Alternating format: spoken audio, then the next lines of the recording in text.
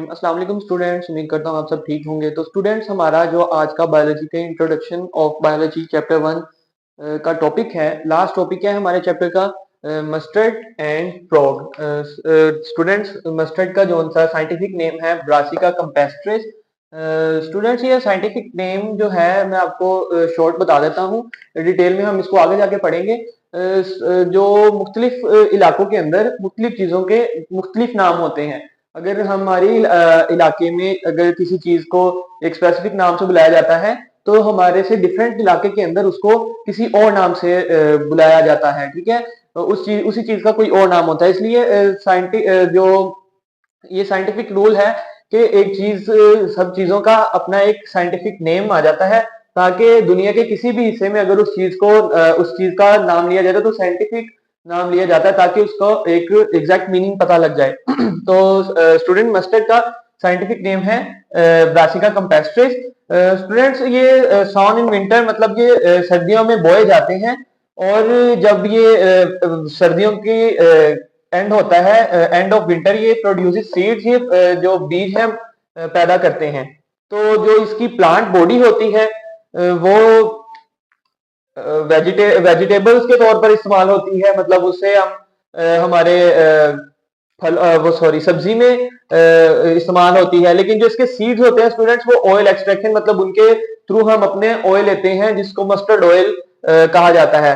Students, इसके जो से डिफरेंट पार्ट्स हैं, आप उसको डिस्कस करते हैं तो हम देखते हैं कि रूट्स, स्टेम्स इसकी, और इसके जो लीव्स हैं, मतलब पत्ते हैं, वो वेजिटेटिव ऑर्गन्स हैं। वो इसके वेजिटेटिव ऑर्गन्स हैं, मतलब उनसे हम खुराक ले सकते हैं अपनी, लेकिन वो सेक्सुअल रिप्रोडक्शन के अंदर पार्टिसिपेट नहीं करते, उनके थ्रू आगे रिप्रोडक्शन नहीं होती प्लांट की। लेकिन दूसरी तरफ जो फ्लावर्स हैं स्टूडेंट्स, इनके फ्लावर्स के थ्रू रिप्रोडक्शन आगे बढ़ती है, रिप्रोडक्शन होती है।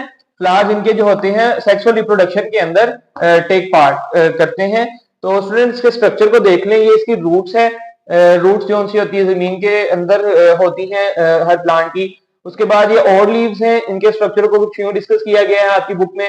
और लीव्स हैं, उसके बाद ये फ्लावर्स हैं जो स्टेम्स स्टेम्स के ऊपर पाए जाते हैं, और ये न्यू लीफ है, ग्रोइंग लीफ, और जो स्टेम्स हैं जिनके ऊपर ये सारे लीफ और फ्लावर्स वगैरह पाए जाते हैं।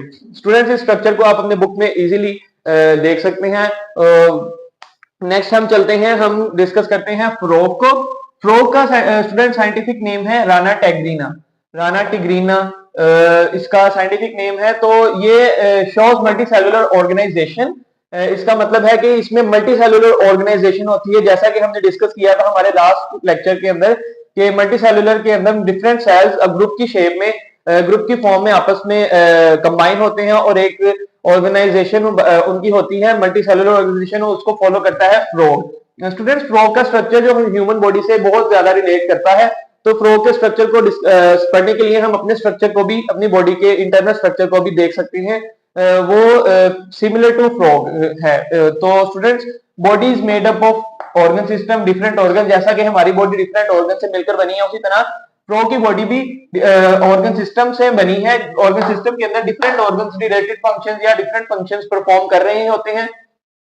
तो वो कंबाइन करके ऑर्गन सिस्टम कंबाइन करके पूरी बॉडी बना देता है फ्रॉग की। तो स्टूडेंट्स, इसके अंदर जितने भी ऑर्गन्स होते हैं वो सारे स्पेसिफिक टिश्यूज से मिलके बने होते हैं। जिस तरह हमारी बॉडी में टिश्यू से मिलके, सेल से टिश्यू, टिश्यू से ऑर्गन, ऑर्गन से ऑर्गन सिस्टम, इसी तरह ऑर्गन सिस्टम डिपेंड करता है ऑर्गन पे। ऑर्गन जो से हैं वो बने होते हैं स्पेसिफिक टिश्यू से। टिश्यूज की एग्जांपल आप देखें तो इसमें एपिथेलियल टिश्यू, ठीक है, स्किन के ऊपर पाए जाते हैं, ग्लैंडुलर टिश्यूज होते हैं, मस्कुलर टिश्यूज होते हैं, और नर्वस टिश्यूज यानी कि ब्रेन के टिश्यूज पाए जाते हैं।